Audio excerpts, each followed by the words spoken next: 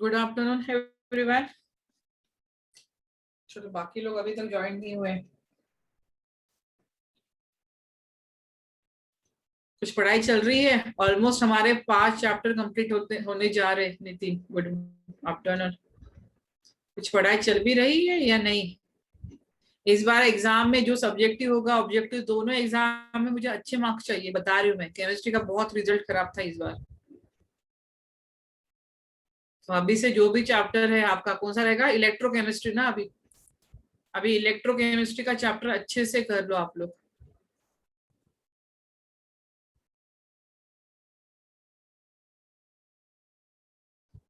क्या क्या पढ़ा था हम लोगों ने? एड्सॉर्प्शन मतलब सरफेस केमिस्ट्री स्टार्ट किया था, और मैंने कहा था सरफेस केमिस्ट्री में 2 पार्ट्स है। One is adsorption and another is colloids. तो पहला पार्ट हमने कंप्लीट किया, मतलब पहला पार्ट आज हम कंप्लीट करेंगे एड्सॉर्प्शन। पहला पार्ट हमारा आज कंप्लीट हो जाएगा एड्सॉर्प्शन। क्या था एड्सॉर्प्शन में? Accumulation of particle on the surface. accumulation of particles on the surface, that is called as a adsorption. उसके बाद हमने देखा था एड्सॉर्प्शन किस किस से होता है। जैसे मैंने एग्जांपल बताया था, सिलिका जेल है, गैस मास्क है, चारकोल है, activated charcoal, all these are use for adsorption. Then हमने देखा था कि एड्सॉर्प्शन में 2 कंपोनेंट होते हैं, one is adsorbate and another is adsorbent.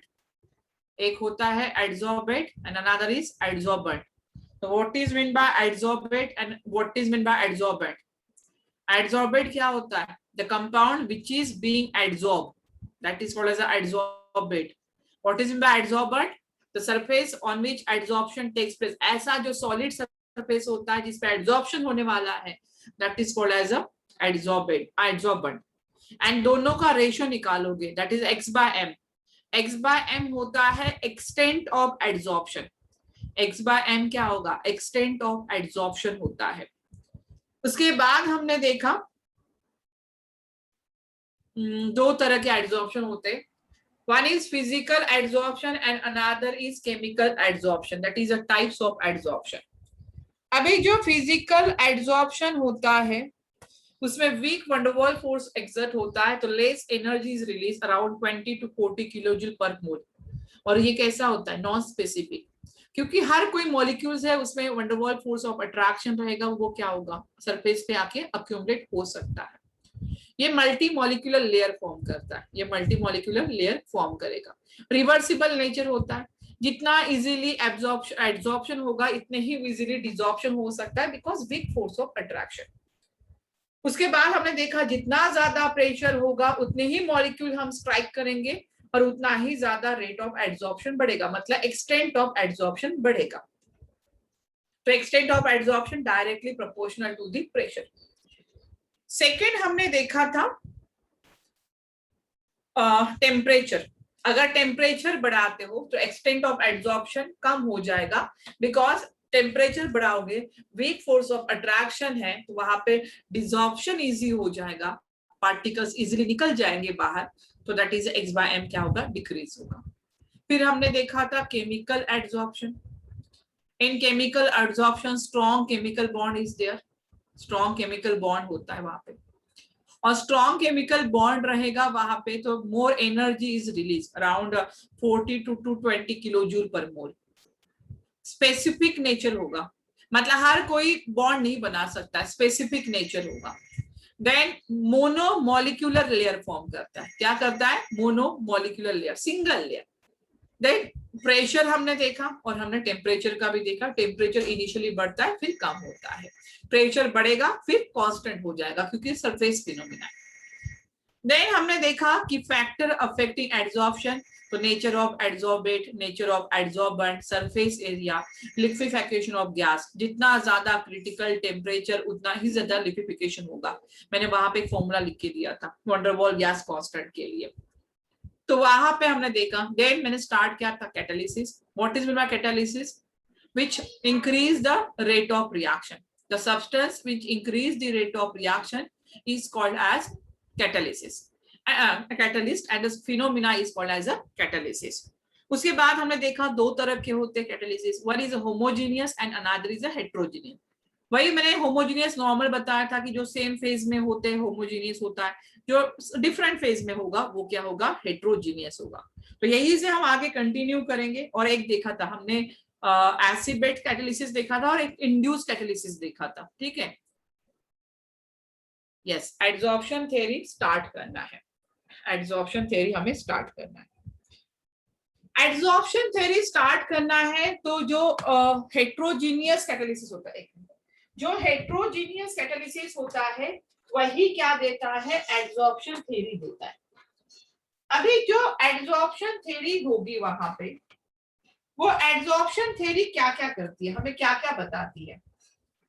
तो हेट्रोजीनियस कैटालिसिस और होमोजीनियस कैटालिसिस तो हमें समझ में आ गया था कि होमोजीनियस कैटालिसिस क्या होता है और हेट्रोजीनियस कैटालिसिस क्या होता है। यहाँ तक तो बातें हमने देख ली थी। तो चलो हेडिंग डालो, हेडिंग तो डाल दिया था शायद आप लोगों ने।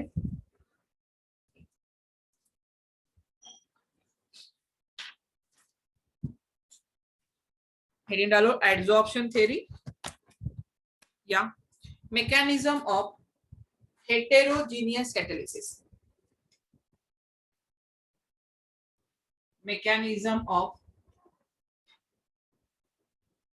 heterogeneous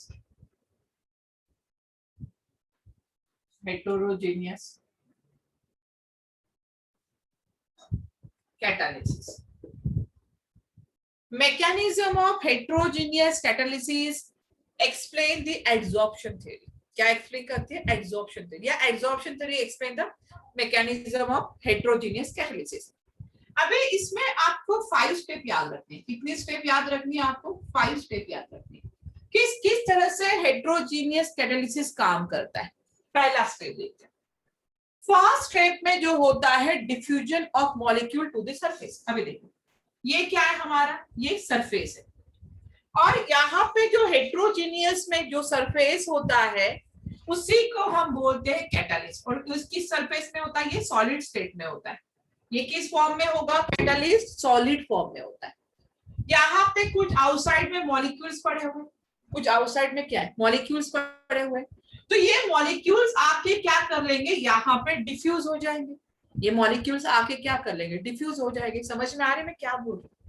ये जो सरफेस है वही सरफेस जो सॉलिड स्टेट से बना है वो कैटालिस्ट रहेगा। किसमें, हेटेरोजेनियस कैटालिसिस।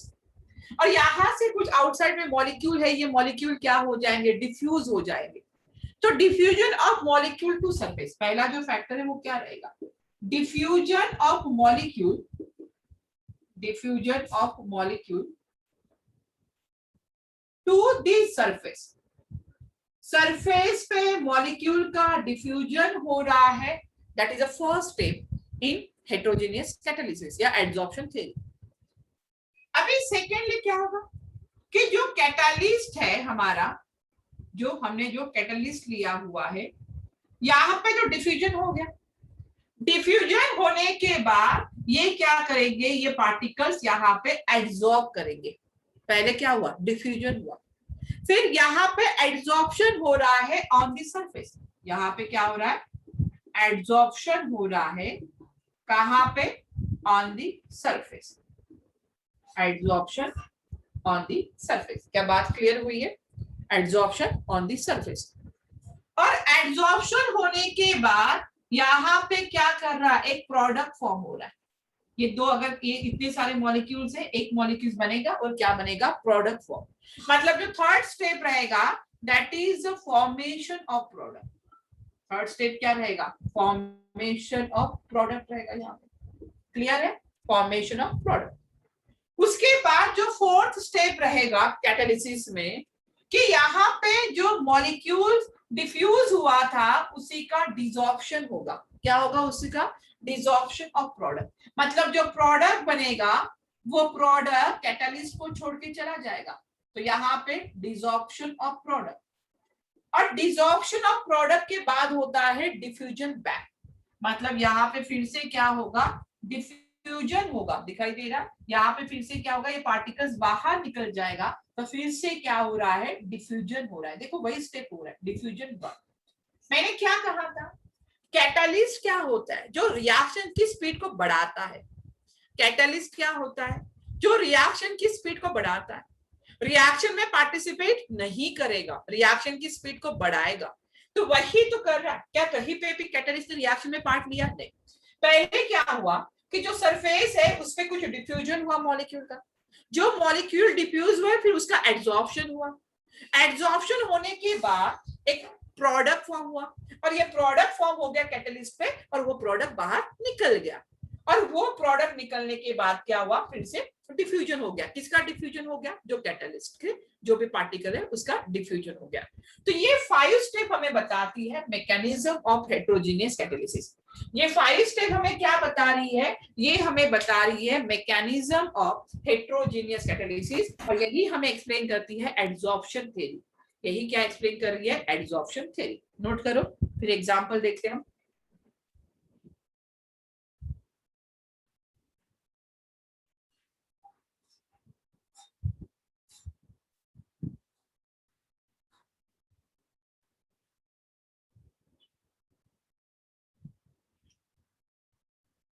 चलो क्लियर है यहां तक? ना नितिन, कैसे सेम होगा?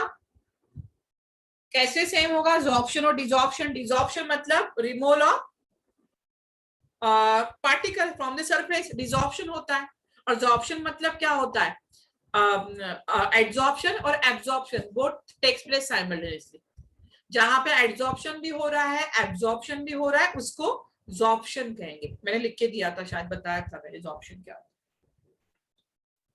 ओके, क्लियर हुआ है यहां तक? चलो रफ कर दूं, एग्जाम्पल बताओ इसके। चलो अभी एग्जाम्पल के थ्रू समझते हैं। अभी आप लोगों ने हेटेरोजेनियस कैटालिसिस के मैंने कुछ शायद आपको एग्जाम्पल बताए थे, ठीक है?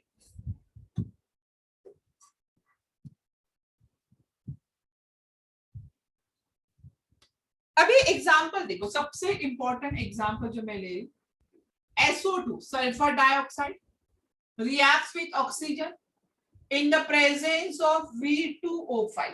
किस केस में? V2O5। जो कोई भी ऑक्साइड हो वो किस स्टेट में होता है? सॉलिड स्टेट में। यहाँ पे मिल जाएगा 2SO3 और ये किस स्टेट में है? गैसियस स्टेट में है। ये भी गैसियस स्टेट में रहेगा, यहाँ पे ये भी गैसियस स्टेट में है और ये सॉलिड स्टेट में। किसका एग्जाम्पल हो गया? हेटेरोजेनियस कैटालिसिस का हो गया। अभी पहले क्या हुआ होगा कि यहाँ पे ये सरफेस हुआ होगा। किसका सरफेस है? V2O5 का सरफेस है। कैटालिस्ट कौन सा है? V2O5। और यहाँ पे कहीं पे सराउंडिंग में SO2 और O2 गैस होगी, ठीक है? सराउंडिंग में क्या होगी? SO2 और O2 गैस होगी। तो पहले इसका क्या होगा? डिफ्यूजन होगा।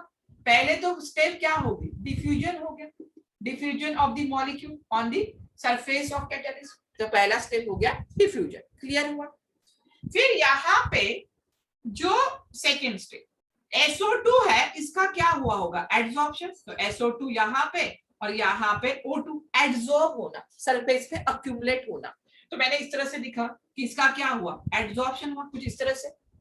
एड्सॉर्प्शन होने के बाद इन्होंने क्या किया? प्रोडक्ट फॉर्म किया। इन्होंने क्या प्रोडक्ट फॉर्म किया? यहाँ पे SO3 प्रोडक्ट फॉर्म किया। दोनों ने कंबाइन हो और SO3 प्रोडक्ट फॉर्म हो गया।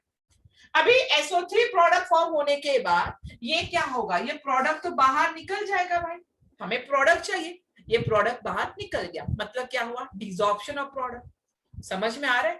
पहला diffusion, second adsorption, then third formation of product, fourth क्या होगा? ये SO3 बाहर निकल जाएगा तो डिसॉर्प्शन ऑफ प्रोडक्ट हो जाएगा और यहाँ पे फिर से क्या होगा? डिफ्यूजन हो जाएगा। डिफ्यूजन बैक, फिर से क्या हो रहा है? Diffusion back. और कैटालिस्ट एज इट इज है, सिर्फ कैटालिस्ट ने स्पीड बढ़ाई है, बाकी वो एज इट इज है, उससे कुछ लेना देना नहीं है। क्लियर हुआ है? 5 स्टेप समझ में आई है? किसी भी एग्जांपल में इस तरह से आप दिखा सकते हो 5 स्टेप। सिर्फ याद रखो कौन कौन सी स्टेप होती है। दूसरा एग्जांपल क्या ले रहे हो? हेटेरोजेनियस कैटालिसिस का अगर मैं दूसरा एग्जांपल लेने के लिए कहा तो N2 + 3H2 it gives 2NH3 और ये इन द प्रेजेंस ऑफ होता है Fe और Fe की स्टेट में है? सॉलिड स्टेट में। तो ये भी एग्जांपल हो गया किसका? हेटेरोजेनियस कैटालिसिस का। ये भी किसका एग्जांपल हो गया? हेटेरोजेनियस कैटालिसिस का। क्लियर है एग्जांपल? समझ में आया? अभी यहाँ पे जो मैंने आपको लिख के नहीं दिया था होमोजीनियस और हेट्रोजीनियस के बारे में, अभी यहाँ पे हम प्रॉपर डिफरेंशिएट करेंगे कि डिफरेंशिएट बिटवीन या distinguish between homogeneous and heterogeneous catalysis.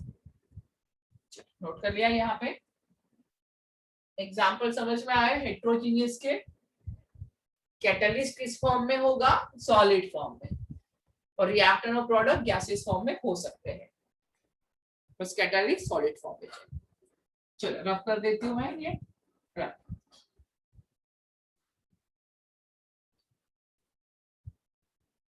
डालो डिस्टिंग्विश बिटवीन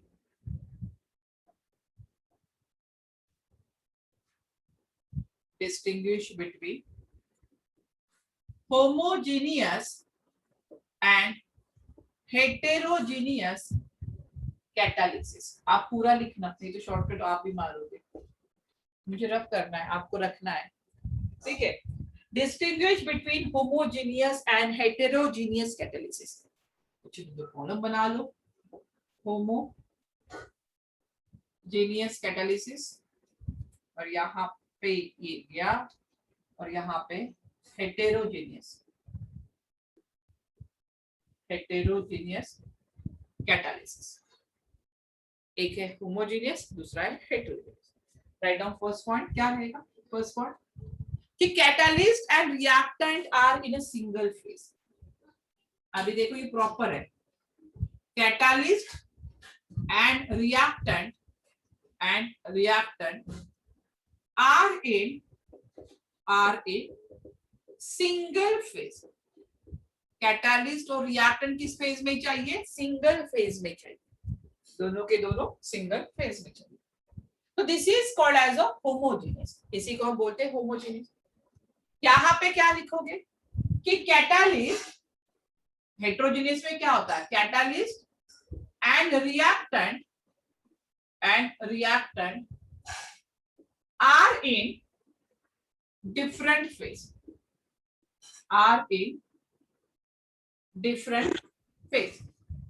कैटालिस्ट और रिएक्टेंट किस फेज में चाहिए, डिफरेंट में। आपने हेट्रोजीनियस का अभी एग्जांपल देखा, जो कैटालिस्ट होता है वो किस स्टेट में है, सॉलिड स्टेट में है, यहाँ पे सेम फेज, वहां पे different phase.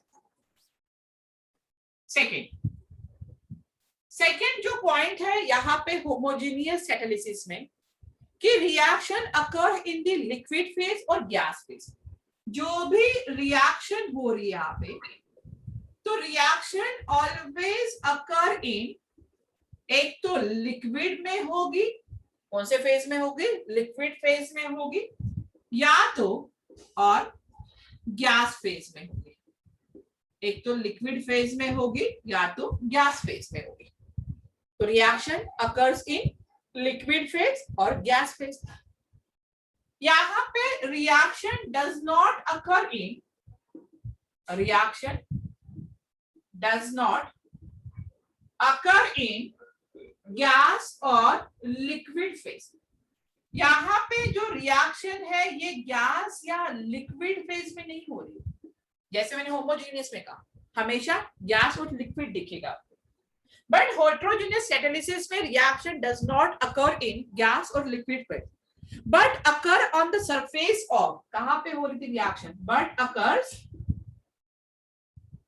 On the surface of, but occurs on the surface of solid, या कैटालिस्ट ऑफ सॉलिड लिखते हैं, सरफेस ऑफ सॉलिड कैटालिस्ट। मैंने बताया अभी V2O5 क्या था, सरफेस था, किसका, कैटालिस्ट था, और वहां पे कुछ रिएक्शन हो रही थी, वहां पे क्या हो रही थी, कुछ रिएक्शन हो रही थी। डिफरेंशिएट 3 मार्क्स के लिए पूछा जा सकता है, तो आपको कुछ पॉइंट याद रखने पड़ेंगे। Third point, the rate of reaction does not depend on the rate of reaction does not depend, कौन सी स्पीड है रिएक्शन की, does not depend on the surface area of, on the surface area of catalyst, surface area of catalyst. जो rate of reaction है does not depend on the surface area of catalyst, because जो surface area of catalyst है वो gaseous phase का बना हुआ है, तो वहां पे जो रिएक्शन का रेट है वेरिएबल रहेगा, वो प्रॉपरली उस पर डिपेंड नहीं कर सकता है। बट यहाँ पे अगर मैं देखूं, the rate of reaction is proportional to the rate of reaction, the rate of reaction is directly, या मैं डायरेक्टली तो नहीं बोल सकते, is proportional to the surface area of catalyst। क्या ये बात सही है? अगर मैं यहाँ पे हेट्रोजेनियस की बात करें तो हम एड्सॉर्प्शन की बात करें। अगर ये सरफेस एरिया ऑफ कैटालिस्ट है, अगर ये पूरा सरफेस एरिया कवर्ड हो जाएगा तो क्या उसके आगे रेट ऑफ रिएक्शन बढ़ेगा, क्या रेट ऑफ रिएक्शन कम होगा? डिपेंड करेगा।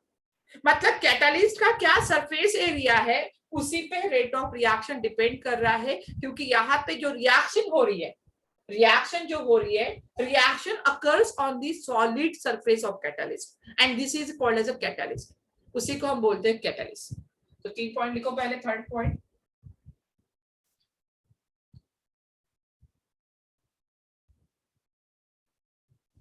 चलो लिख लिया है। पॉइंट याद रखना है क्या क्या हो रहा है। कोई पॉइंट नहीं समझ में आ रहा है तो पूछना है। चलो done. Then fourth point,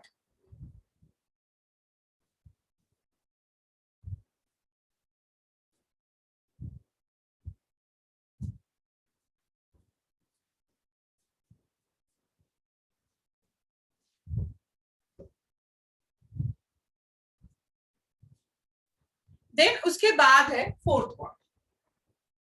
In fourth point, and in homogeneous catalysis, the catalyst dissolve into the gas phase. The catalyst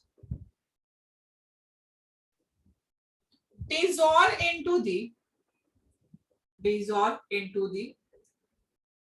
gas phase। क्योंकि होमोजेनियस में क्या हो रहा है, गैस फेज है और हमारा लिक्विड फेज है, सॉलिड तो है नहीं। तो कैटालिस्ट जो रहेगा वो डिसॉल्व करेगा इनटू द गैस फेज और सॉल्यूशन, और लिक्विड भी है सॉल्यूशन। अभी ये डिसॉल्व होने के बाद इसको हमें कोई फिजिकल मेथड से सेपरेट भी करना पड़ेगा। क्या होगा, जो कैटालिस्ट है, कैटालिस्ट डिसॉल्व हो रहा है किसमें, होमोजेनियस में, क्योंकि वो गैसियस फेज में है, लिक्विड में है, तो डिसॉल्व हो जाएगा। तो डिसॉल्व होने के बाद उसको हम फिर से रिजनरेट भी कर सकते हैं, बट उसके लिए और एक मेथड अप्लाई करनी पड़ेगी, that is a physical method. तो कोई भी एक फिजिकल मेथड अप्लाई करके उसको सेपरेट भी करना पड़ेगा on a reactive mixture. But अगर मैं हेट्रोजेनियस कैटालिसिस की बात करूं तो कैटालिस्ट सॉलिड स्टेट का है। कैटालिस्ट कैसा है, सॉलिड है। तो catalyst does not dissolve in the reactive mixture. The catalyst does not dissolve in reacting mixture। ये रिएक्टिव मिक्सचर में डिसॉल्व नहीं करेगा, does not dissolve in reactive mixture, क्योंकि वो सॉलिड स्टेट का रहेगा। यहाँ पे क्या है, गैस और लिक्विड स्टेट है, वो मिक्स हो सकते हैं।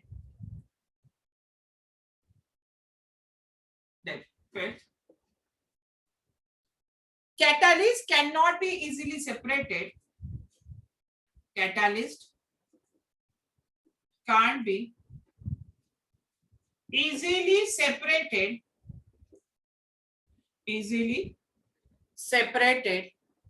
from the product of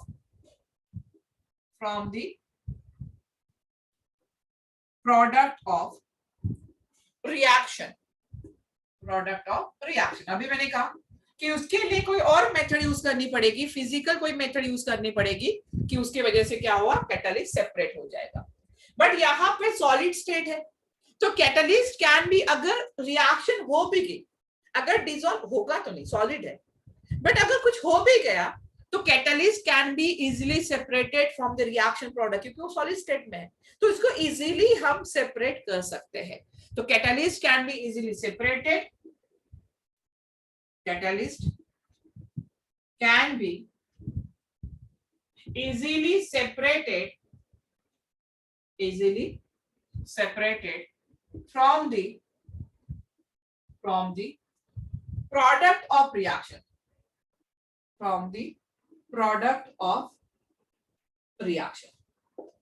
इससे प्रोडक्ट ऑफ रिएक्शन से।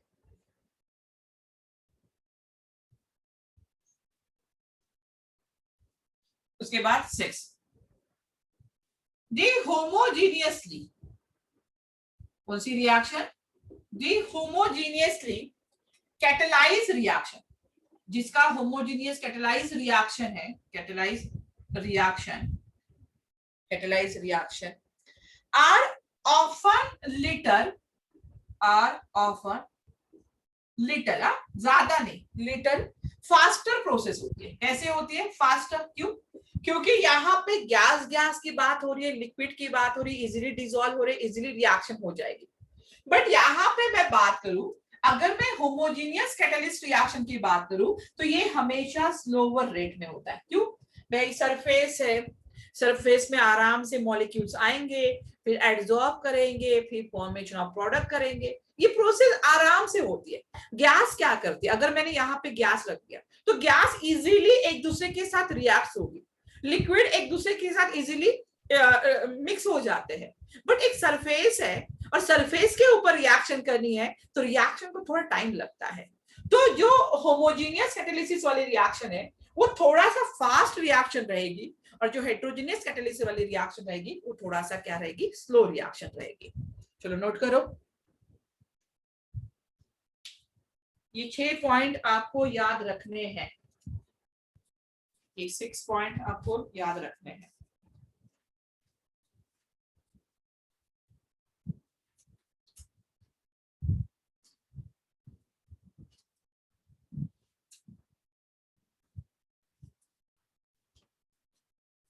आगे बढ़े।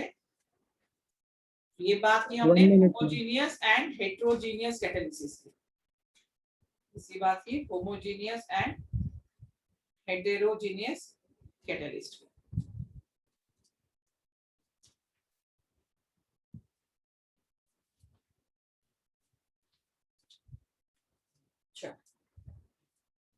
रब कर दूं? लिख लिया सबने?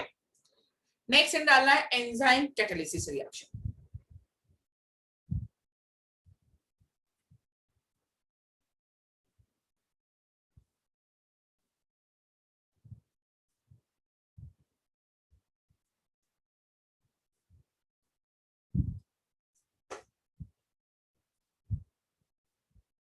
कोई भी 4 to 5 पॉइंट्स याद रखना है डिफरेंशिएशन के लिए। अगर डिफरेंशिएशन आता है तो 2 मार्क्स के लिए 4 पॉइंट चाहिए, अगर 3 मार्क्स के लिए क्वेश्चन आता है तो 6 पॉइंट चाहिए। नेक्स्ट डालो एंजाइम कैटालिसिस। Enzyme catalysis. अभी enzyme catalysis, enzymes are biological catalyst. जो एंजाइम होते हैं, enzyme are biological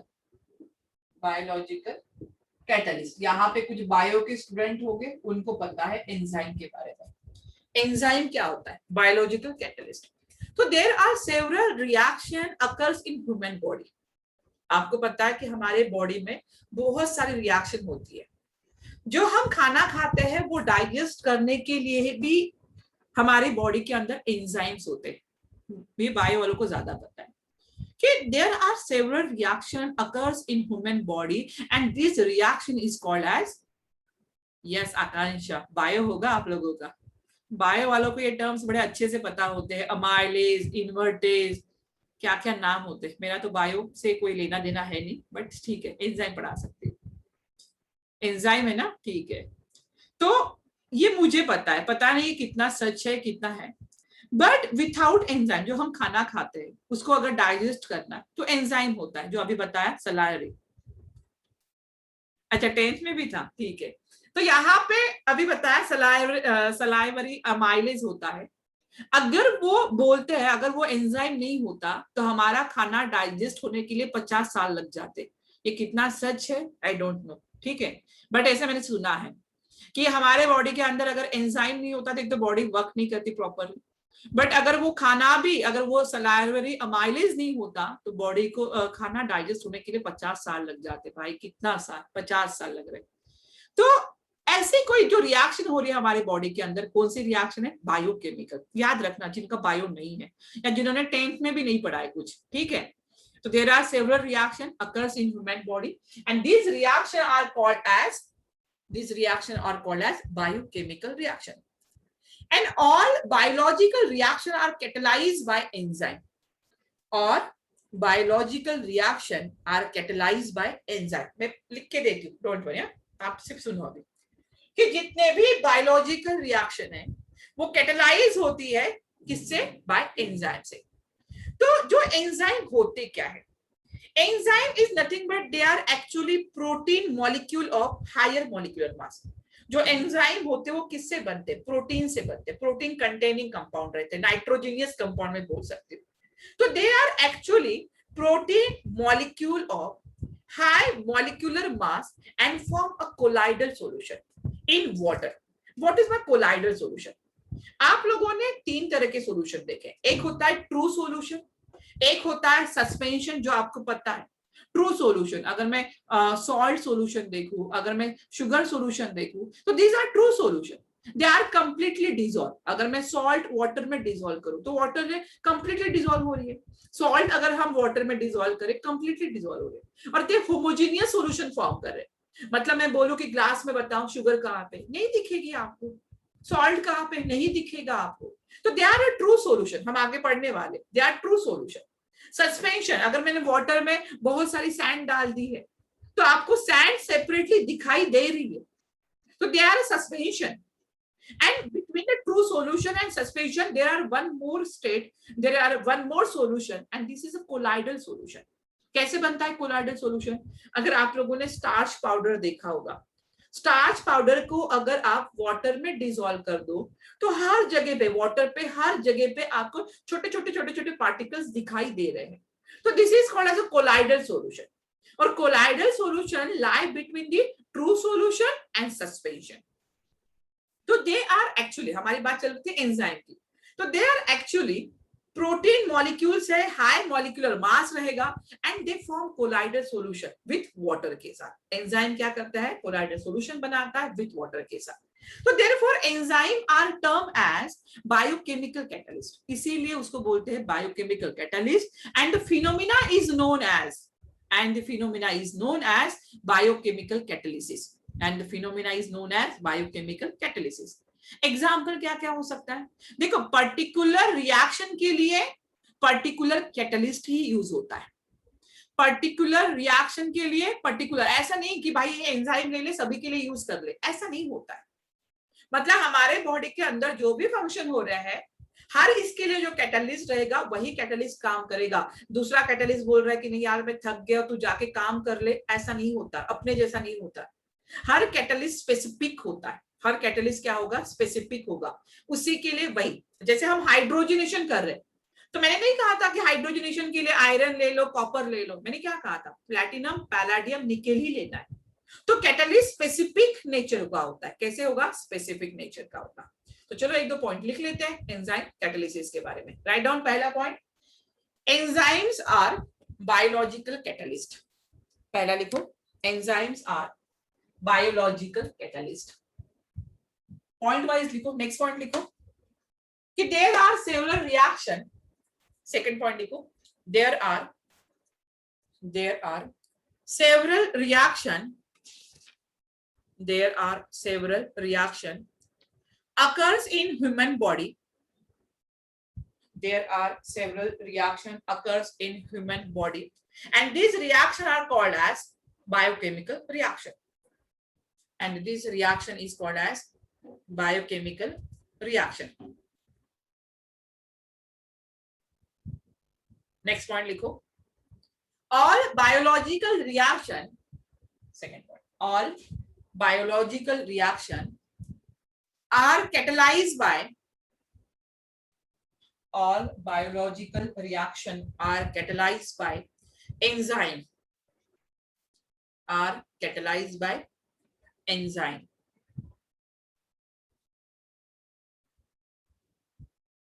Next point. Next point. Enzymes are actually protein molecules. Enzymes are actually protein molecules of high molecular mass,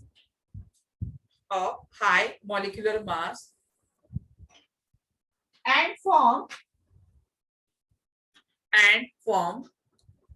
colloidal solution in water. Enzyme क्या होता है? Enzymes are actually protein molecules, और भी होते हैं nitrogenous. अभी protein molecule किससे बनेंगे हम आगे बायोमॉलिक्यूल्स में पढ़ेंगे। तो enzymes are actually protein molecules of high molecular mass and form colloidal solution in water. Clear है एंजाइम क्या है? पूछा गया, ये 1 वर्ड्स में आपको लिखना है प्रॉपर डेफिनेशन। नेक्स्ट लिखो, therefore the enzyme are term as, therefore the enzyme are termed as biochemical catalyst,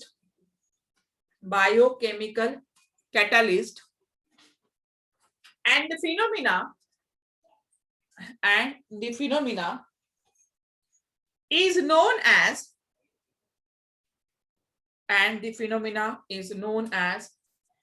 biochemical catalysis, and the phenomena is known as biochemical catalysis.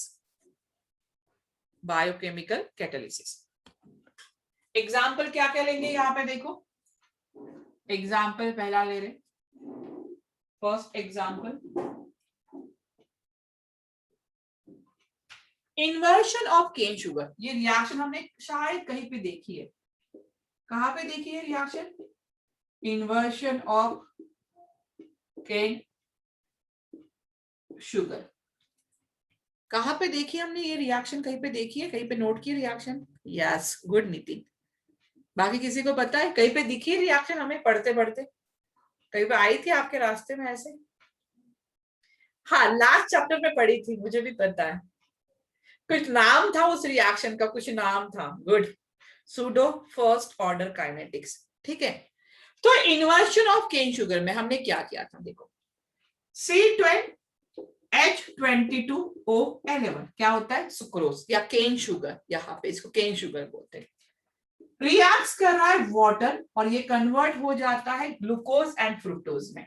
एक होता है C6H12O6, ये हो गया ग्लूकोज, ये क्या हुआ? ग्लूकोज। और दूसरा है C6H12O6 और ये हो गया आपका फ्रुक्टोज। ये क्या था? फ्रुक्टोज था। और किसके प्रेजेंस में होता है? ये प्रेजेंट में होता है इन्वर्टेज।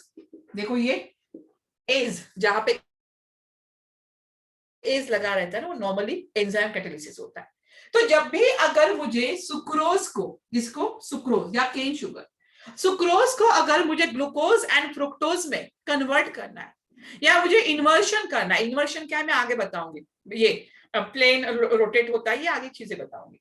तो जब भी मुझे इन्वर्शन ऑफ केन शुगर करना है तो हमेशा कौन सा कैटलिस्ट होगा? इन्वर्टेज। विथआउट इन्वर्टेज आप सुक्रोज को ग्लूकोज या फ्रुक्टोज में कन्वर्ट नहीं कर सकते हो। दैट इज अ स्पेसिफिक, और ये इन्वर्टेज और कहीं पे यूज नहीं हो सकता। ये एक ही रिएक्शन में यूज होता है for inversion of cane sugar में। किसके लिए? For inversion of cane sugar के लिए। जो सेकेंड होता है कि conversion of glucose to ethyl alcohol. क्या कहा मैंने? Conversion of glucose to ethyl alcohol. अगर मुझे ग्लूकोज को इथाइल अल्कोहल में कन्वर्ट करना है तो रिएक्शन देखो क्या होगी। ग्लूकोज का फॉर्मूला क्या है? C6H12O6। ये किसका फॉर्मूला लिया मैंने? ग्लूकोज। अब आप बोलोगे दोनों फॉर्मूला सेम लिखा, लेकिन फंक्शन ग्रुप डिफरेंट होता है। ये बायोमोलिक्यूल्स की स्टडी है।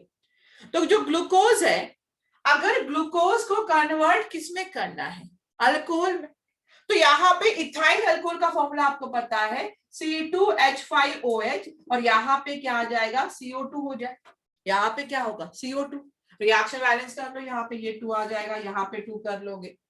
तो जब भी यहाँ पे ग्लूकोज को इथाइल अल्कोहल में कन्वर्ट करना है, तो यहाँ पे जो कैटलिस्ट होता है, कौन सा कैटलिस्ट है ये, एंजाइम कैटलिस्ट जो होता है, that is called as a zymase. नाम याद रखना एक दो जो लिख के दे दो, zymase. Inversion of cane sugar के लिए invertase, conversion of glucose to ethyl alcohol के लिए जाइमेज। अभी आप बोलोगे कि चलो ग्लूकोज टू इथाइल अल्कोहल करना है, इन्वर्टेज यूज कर लो, नहीं, स्पेसिफिक होता है।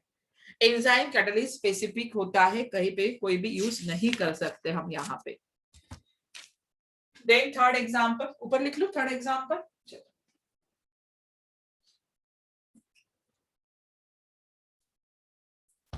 थर्ड एग्जांपल यहाँ पे लिख लू मैं, decomposition of urea into ammonia, decomposition of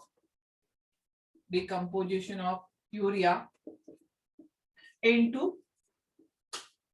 ammonia, इसमें कन्वर्ट करना है into ammonia, एंड CO2 भी होता है। जैसे अब यूरिया क्या फॉर्मूला, NH2CO, यहाँ पे NH2 होगा, इसका क्या करना है, डिकम्पोजिशन करना है।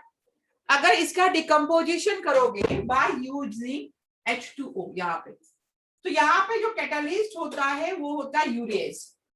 यूरिया का डिकम्पोजिशन के कैटलिस्ट कौन सा हो गया, यूरिएज।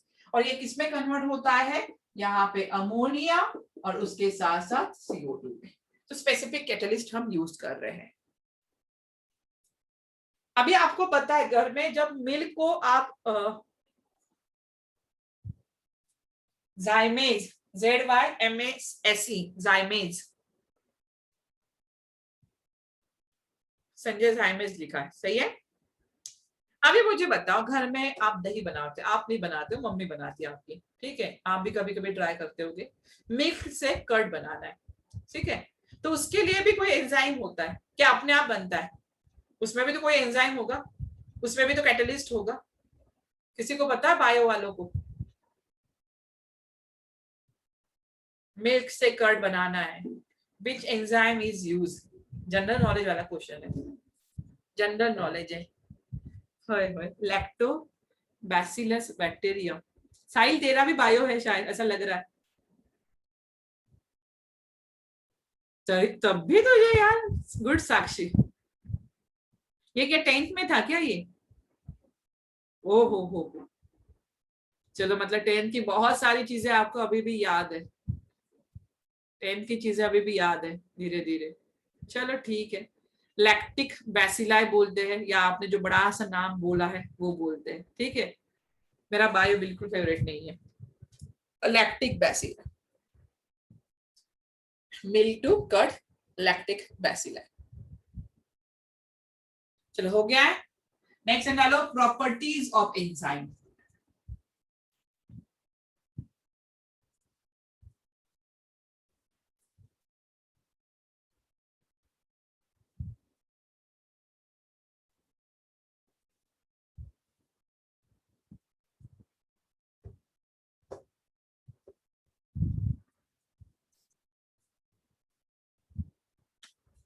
नेक्स्ट डालो प्रॉपर्टीज ऑफ एंजाइम, क्या क्या प्रॉपर्टीज है,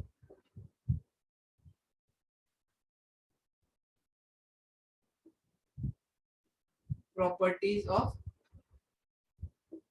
एंजाइम। पहले first property is efficiency, first property है इफिशिएंट, एफिशिएंसी।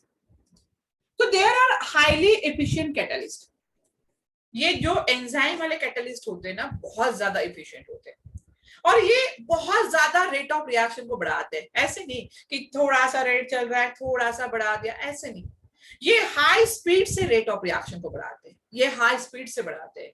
तो they are highly efficient catalyst and they increase the rate by 10 to the power 8 to 10 raised to the power 20 times। मतलब देखो speed of light से भी ज्यादा reaction को rate बढ़ा सकते हैं। राइट डाउन, लिखो इसमें।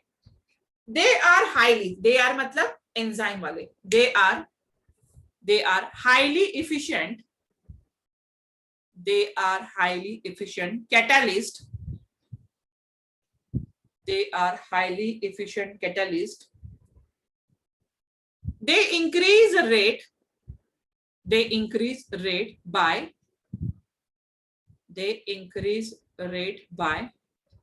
10 raised to the power 8, 10 raised to the power 8 to 10 raised to the power 20 times, 10 raised to the power 10 raised to the power 8 to 10 raised to the power 20 times. They are highly efficient. उसके बाद second specificity, मैंने अभी कहा था they are specific in nature. Second point है specificity, they always specific for particular reaction. Write down, ये तो बताया मैंने। Write down, each enzyme catalyzes only one chemical reaction, each enzyme catalyzes only one chemical reaction। अभी मैंने कहा कि inversion of cane sugar करना है तो इन्वर्टेज लेना है, ग्लूकोज को इथाइल अल्कोहल में कन्वर्ट करना है तो ज़ाइमेज लेना है, डिकम्पोजिशन ऑफ यूरिया है तो यूरियस लेना है, मिल्क वाला एग्जांपल बताए तो बैसिलस लेना है। तो एक स्पेसिफिक रहेगा, स्पेसिफिसिटी होती है उसकी प्रॉपर्टी। कहीं पे भी कोई भी यूज नहीं कर सकते, यूज भी कर लोगे तो कोई मतलब नहीं रहेगा। देन थर्ड, स्मॉल क्वांटिटी में यूज कर सकते हैं। थर्ड, स्मॉल क्वांटिटी, ऐसा नहीं कि बहुत ज्यादा यूज कर रहे हैं, स्मॉल क्वांटिटी में बात करेंगे।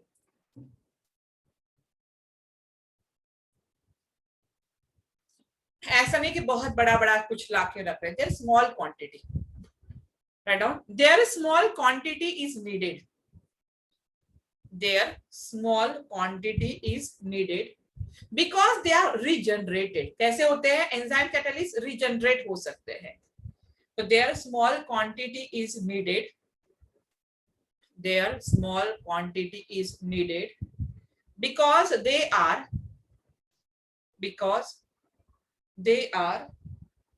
regenerated,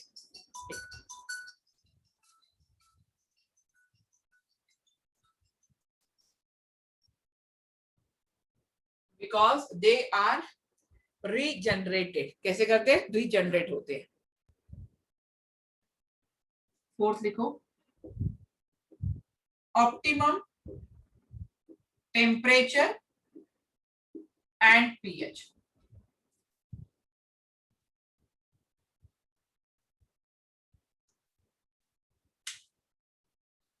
नेक्स्ट लिखो, optimum temperature and pH.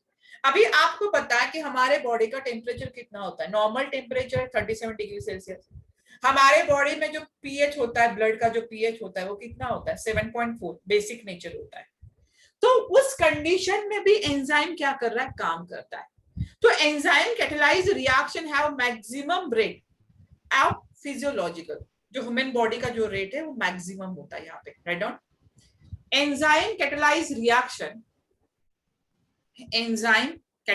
reaction have maximum rate of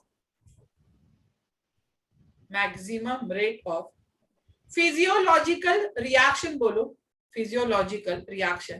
temperature कितना होना चाहिए? at temperature 37 degree Celsius and pH कितना होना चाहिए? 7.4। at temperature 37 degree Celsius and pH कितना होना चाहिए? 7.4। तो ये इसकी प्रॉपर्टीज है। Efficiency, specificity, small quantity is needed because it regenerated and optimum temperature and pressure, temperature, maximum rate of reaction at optimum temperature. Basic होता है ब्लड का pH। Next in low, mechanism of enzyme catalysis. Next is mechanism of enzyme catalysis.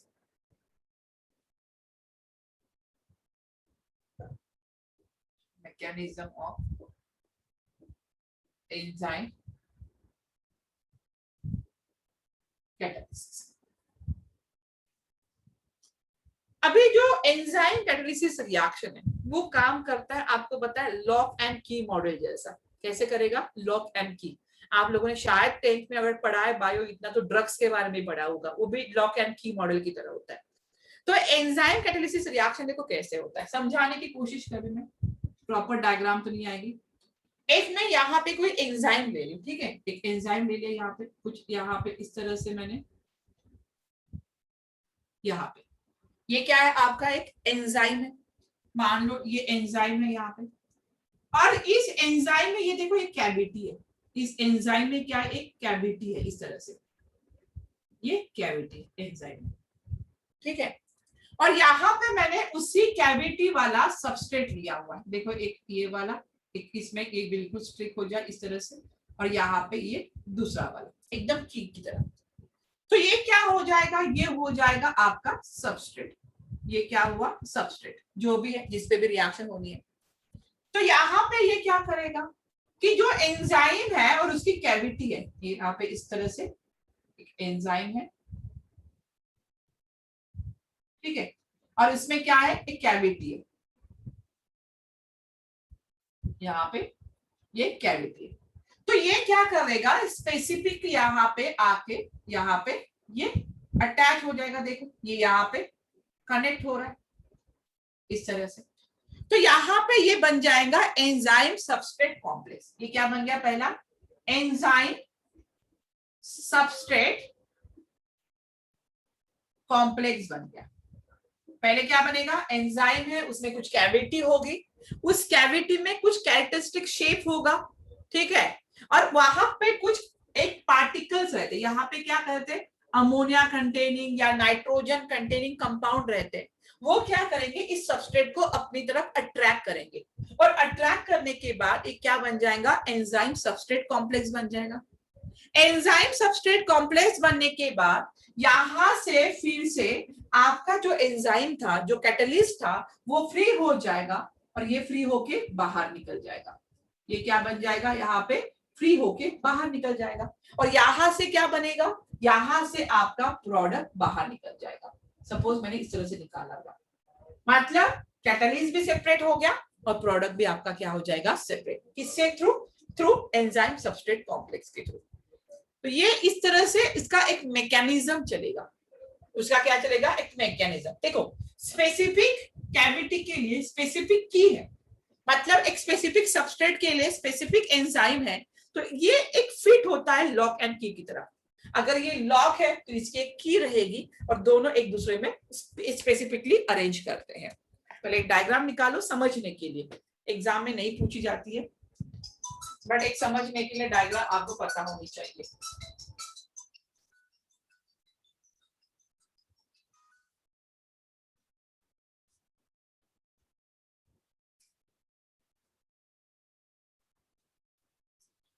चलो हो गया, चलो कुछ लिखते थोड़ा इसके बारे में, अगर हो गया तो लिखो.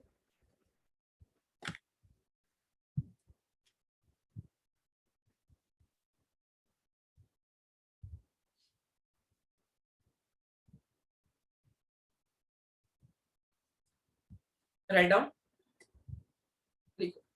देयर आर एक्टिव सेंटर, ये क्या है, active centre. There are active center, there are active center on the surface of enzyme. There are active center on the surface of enzyme particle, on the surface of enzyme particle. These cavities are of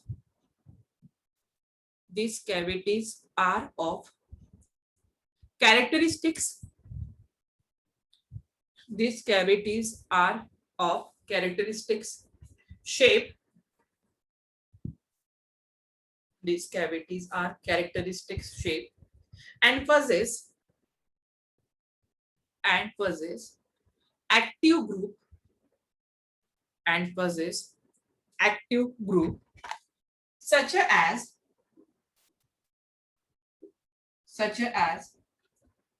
NH2, such as NH2, COOH मतलब acidic, COOH, SH thiol group, OH, etc. such as NH2, COOH, SH, OH, etc. The molecules of reactant,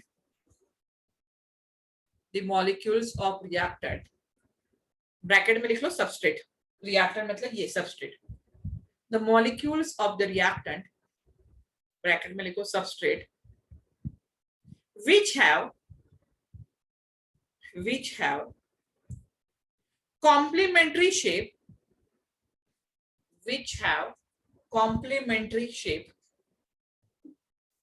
fit into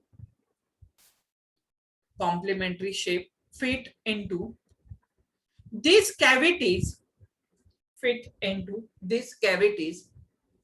just like a key, fits into a lock, just like a key fits into a lock. Clear हुआ है enzyme catalysis reaction? किसी को doubt है enzyme catalysis reaction में?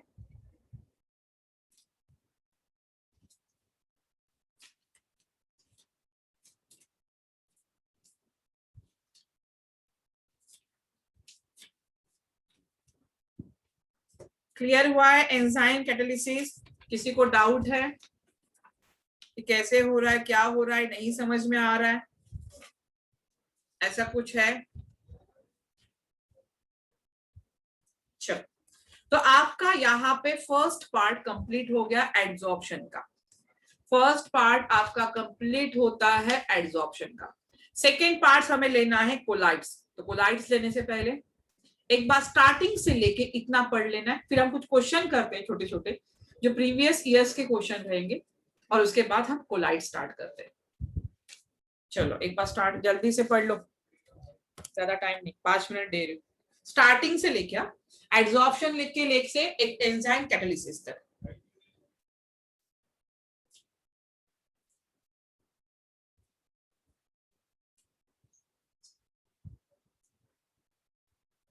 सिर्फ 5 minute दे रही हूँ starting से.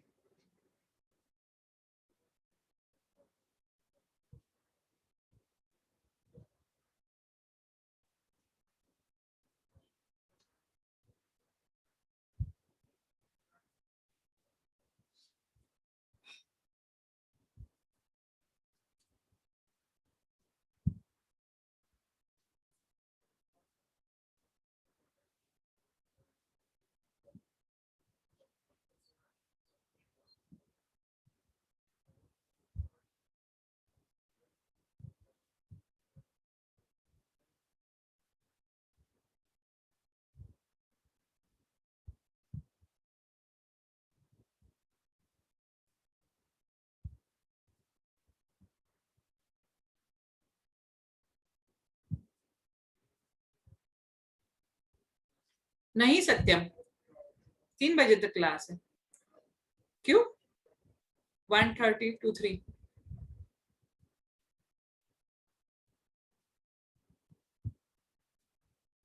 चलो जल्दी जल्दी पढ़ो.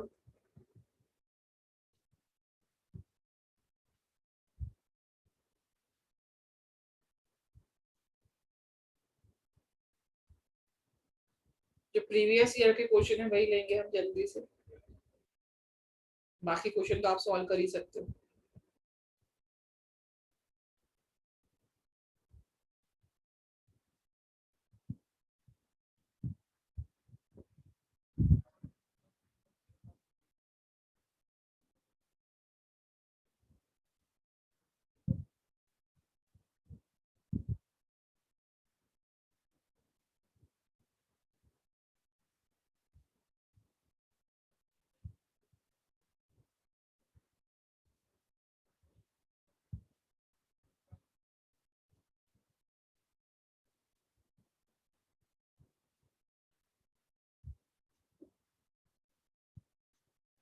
चलो हो गया, डन। करें start question.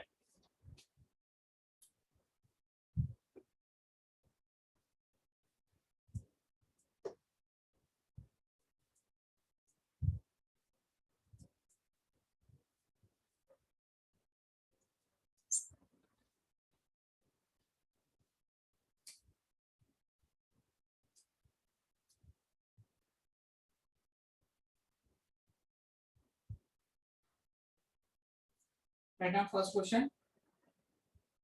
Read up. Which one of the following? Which one of the following characteristics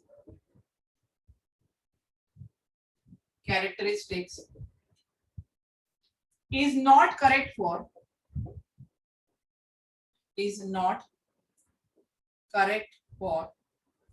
physical adsorption?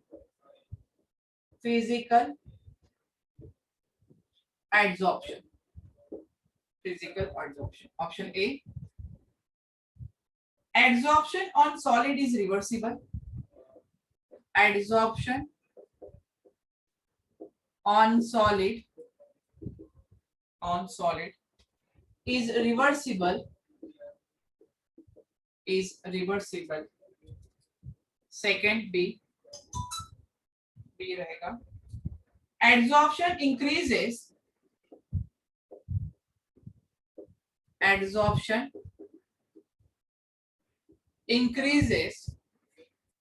with increase in a temperature. With increase in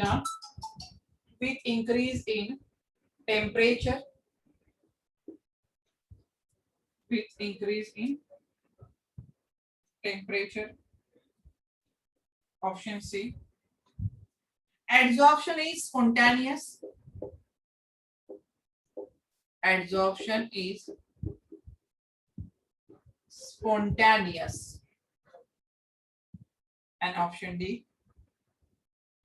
Both enthalpy and entropy. Both enthalpy and entropy of adsorption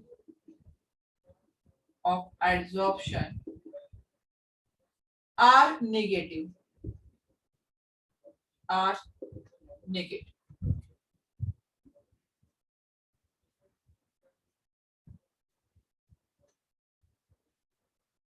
Not correct for physical adsorption. क्या पूछ रहा है ये question? Previous year का question है. Not correct for physical adsorption. Good, Preeti.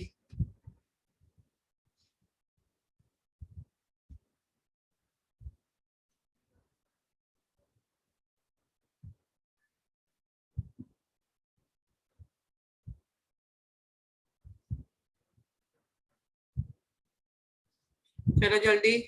Good Nitin भाई, easy question दिया है.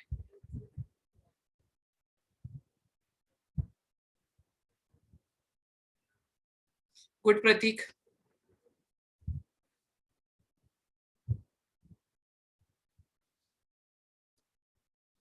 क्या ढूंढ रहे हो? फिजिकल एडसॉर्प्शन, केमिकल एडसॉर्प्शन के पूरे पॉइंट याद रखना है. सबसे ज्यादा क्वेश्चन उसी में पूछे जाते हैं. गुड सोनाली. आदर्श आंसर करो. आदेश, साक्षी. अभी जैसे मैंने लिखा वैसे आपका आंसर आना चाहिए था. जैसे मैंने लिखा वैसे आपका आंसर आना चाहिए था ना.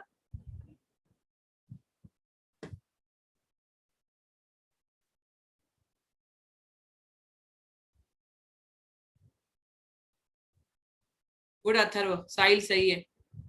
बाकी क्या कर रहे हो? गायत्री. गुड अभिजीत.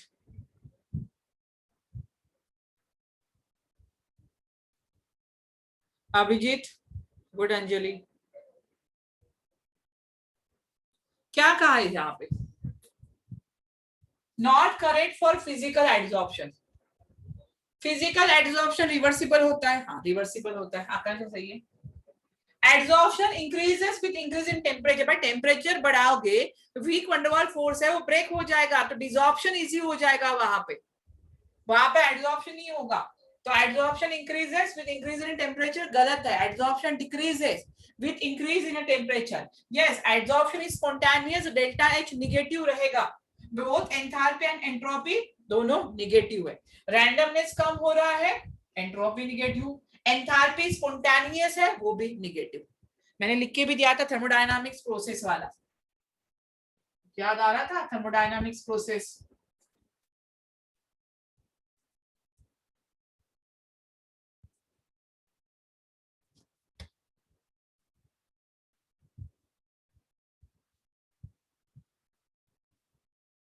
सेकेंड लिखो, according to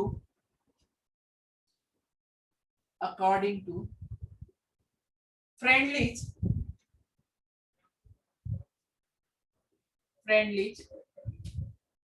adsorption isotherm,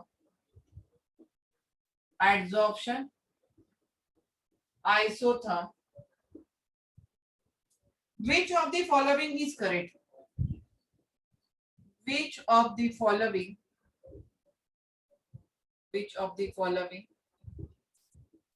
is correct? Is correct. Option A, x by m directly proportional to the P naught. Option B, x by m directly proportional to P1.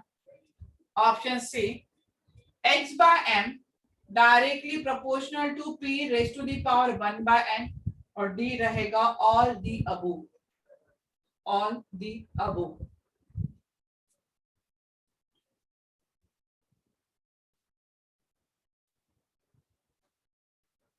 Good प्रीति।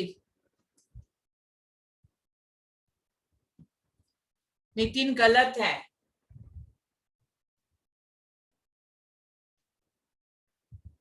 अभिजीत गलत है, good Megha.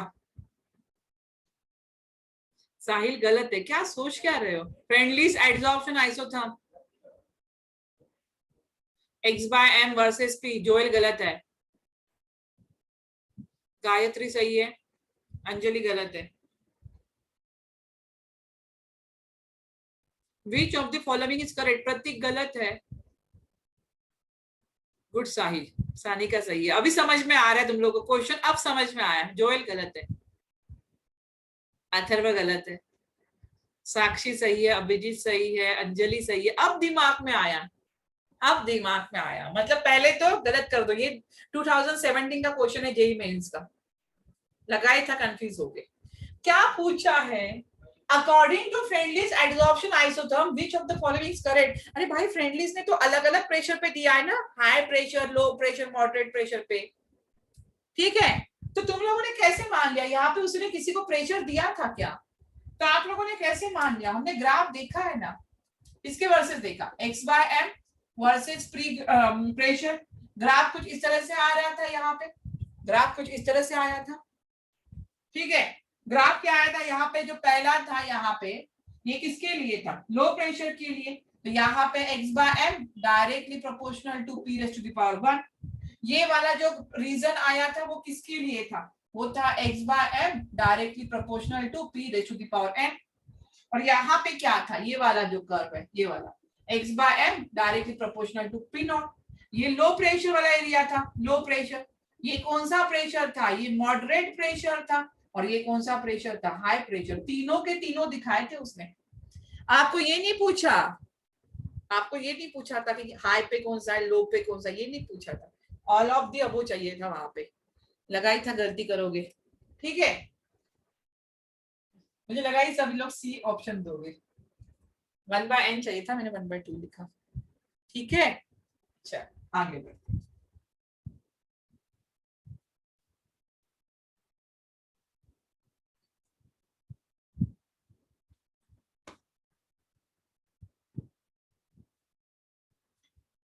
Write down third.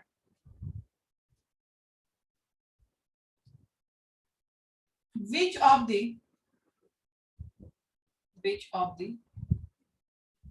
following statement is incorrect. Which of the following statement is incorrect regarding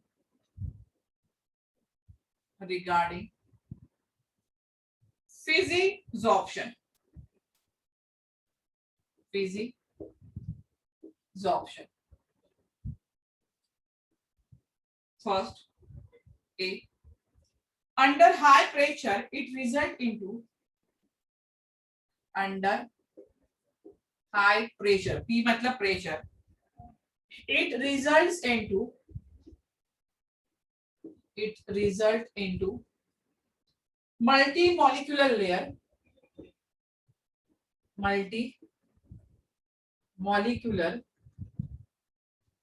layer on adsorbent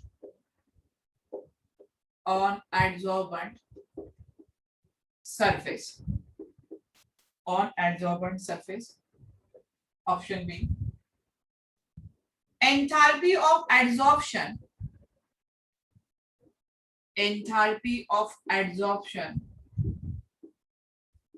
is low and positive. C. It occurs because of van der Waals forces. Because of van der Waals forces. And option D. More easily liquefiable.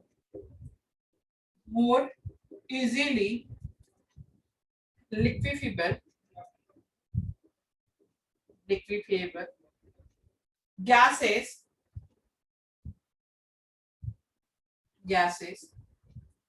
are adsorbed radially.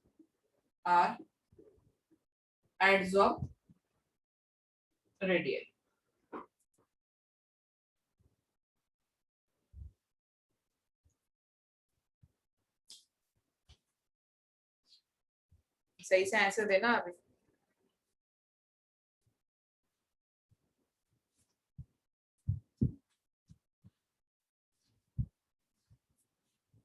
बोलो. Good mega, good प्रीति. किसी का भी wrong नहीं आना चाहिए अभी, याद रखना. किसी का भी रॉन्ग नहीं. बहुत इजी वाला क्वेश्चन दिया मैंने. अथर्व गलत कर दिया. सोनाली सही है. सिर्फ मुझे आंसर डालो ना, एवरीवन पे मत करो. अथर्व क्या गलती कर दी?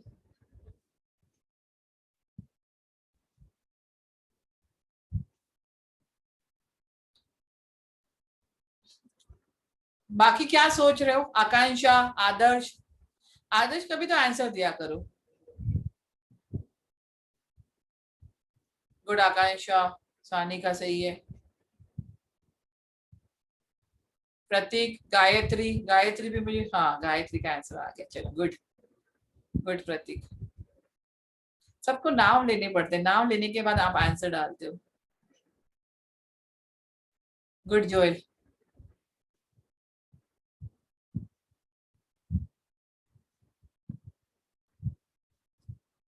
और हो गया बस. 10-12 लोगों ने दे दिया. 25 लोगों में से आधे 50. हाँ अथर्व अब सही है. अंजलि गुड. अथर्व पहले क्या गलती कर दी थी? अरे भाई जिसका हमने लिखा था फैक्टर अफेक्टिंग एड्सॉर्प्शन में लिक्विफिकेशन. जिसका ज्यादा क्रिटिकल टेम्परेचर होगा उसका लिक्विफिकेशन इजीली होगा, उसका एड्सॉर्प्शन ज्यादा होगा. वही तो लिखा है वहां पे. सोफिस्टिकेटेड लिखा है बस. Enthalpy of adsorption is low. Yes, physical में एंथैल्पी ऑफ एड्सॉर्प्शन लो होता है, बट हमेशा जो एड्सॉर्प्शन रहेगा उसमें जो डेल्टा एच रहेगा, enthalpy is nothing but delta H. Delta H हमेशा कैसा होना चाहिए? निगेटिव होना चाहिए. डेल्टा एच हमेशा कैसा होना चाहिए? निगेटिव में होना चाहिए. ठीक है. तो यहाँ पे लिखा है पॉजिटिव, तो ये गलत हो गया.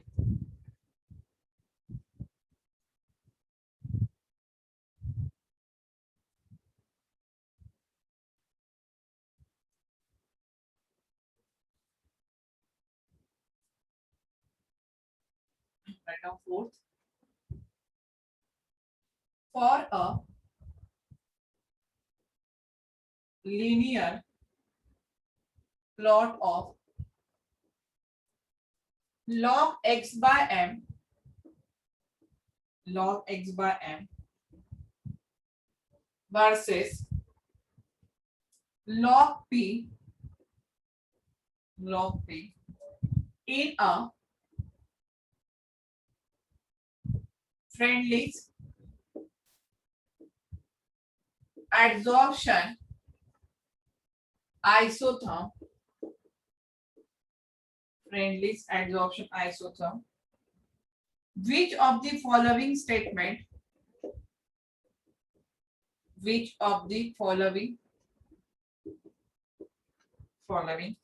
statement is correct? यहाँ पे अज्यूम किया k and n are constant.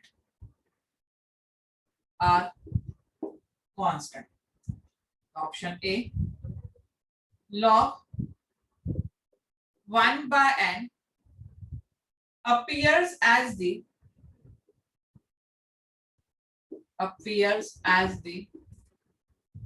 intercept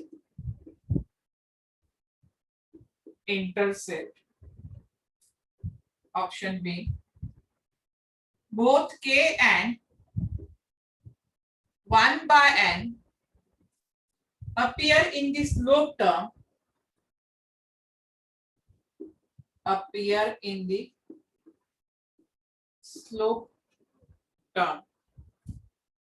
Option C, 1 by n appears as the intercept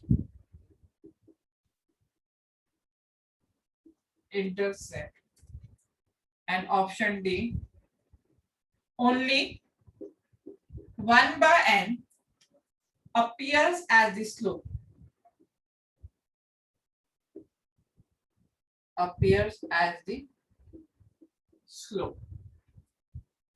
ये भी क्वेश्चन जेई में 2016 का है। हाँ साहिल, समझ में आ गया। गुड प्रीति, देख के लिखा होगा, देख के ग्राफ अभी 2 मिनट में पेज टर्न किए होंगे, ग्राफ देखा होगा और बता दिया आंसर। गुड नितिन, है ना साहिल, ऐसे किया है ना?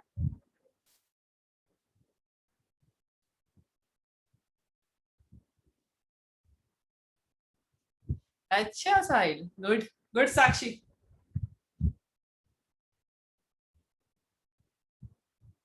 बाकी लोग भी जल्दी जल्दी आंसर करो, जल्दी।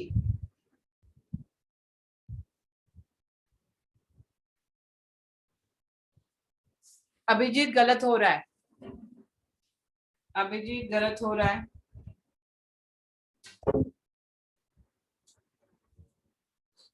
चलो जल्दी से करेक्ट करो। बाकी गुड आदित्य सॉरी गलत हो रहा है, आदित्य गलत है।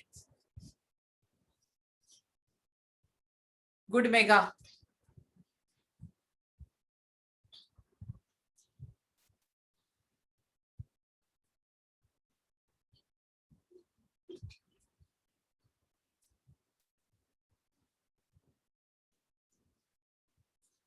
चलो गुड शुभम। बाकी लोग क्या सोच रहे हैं अभी भी?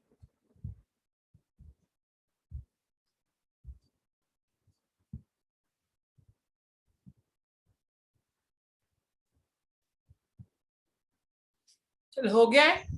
इक्वेशन बताए, x by m is equal to K P 1 by n। Log से लोगे तो वहां पे y is equal to mx plus c वाला इक्वेशन आ जाएगा। तो यहाँ पे क्या होगा, स्लोप क्या होगा आपका? गुड अभिजीत, स्लोप होगा 1 बाय n।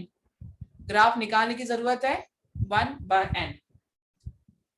चलो क्वेश्चन लिखो एक।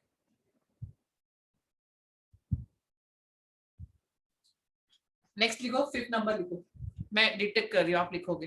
Write down. A catalyst is a substance, लिखो। A catalyst is a substance. A catalyst is a substance which write down option A. Write down option A. Increase the equilibrium concentration. Increase the equilibrium concentration of the product. सही से लिखना. Option A क्या कहा मैंने? Increases the equilibrium concentration of the product. Option B लिखो. Changes the equilibrium constant.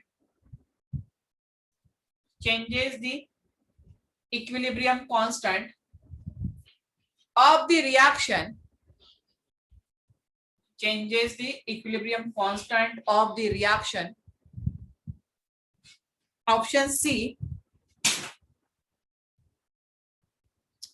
Option C. Shorten the time.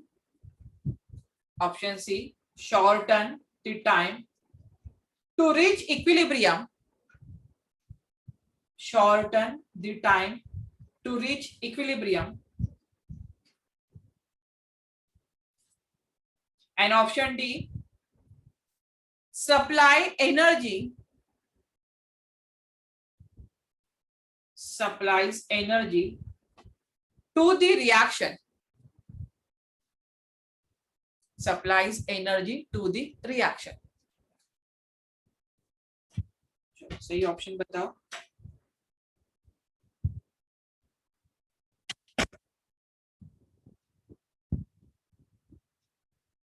Good Sahil, very good. Anjali सही है, साक्षी गलत है.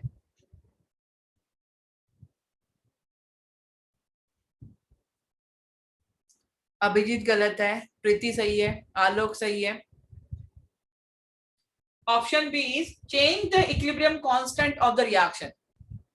Change the equilibrium. अथर्व गलत हो रहा है. अथर्व तेरे 2 गलत हो गए आज, याद रखना.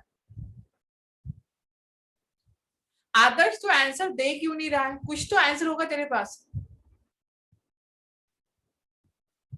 Yes Prateek, very good.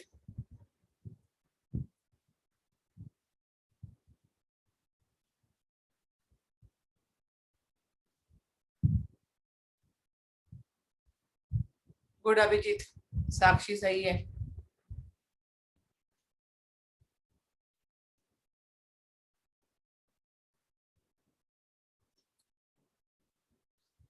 चलो एक लास्ट कर ले. गुड आकांक्षा. क्या रहेगा इसका ऑप्शन? Option C. क्या था? Shorten the time to reach equilibrium. A catalyst is a substance which alter the rate of reaction and shorten the time to reach equilibrium. And shorten the time to reach equilibrium. That is called as a catalyst. Okay. एक question लिख लो. एक last. Write down. A catalyst is used in a reaction. एक लिख लो. A catalyst is used. A catalyst is used in a reaction. In a reaction to option A. Option A. Change the nature of reaction product. Change the nature of reaction products. Option B. Increase the reaction yield. Increase the reaction yield. Option C. Decrease the need for reactants. Option C. Decrease the need for reactants. And option D. Decrease the time. Decrease the time required for the reaction. देखो देखो question, दोनों question same थे इसलिए मैंने लिख के दिया, but थोड़ा सा घुमा दिया क्वेश्चन को. तो किसी पे को क्वेश्चन एक ही पैटर्न पे आता है, बट घुमाना है उसको बस. Good Abhijit. Good side.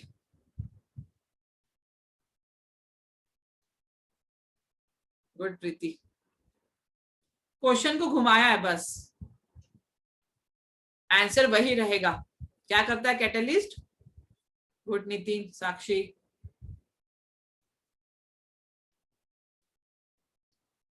Option B था increase the reaction yield, increase the reaction yield.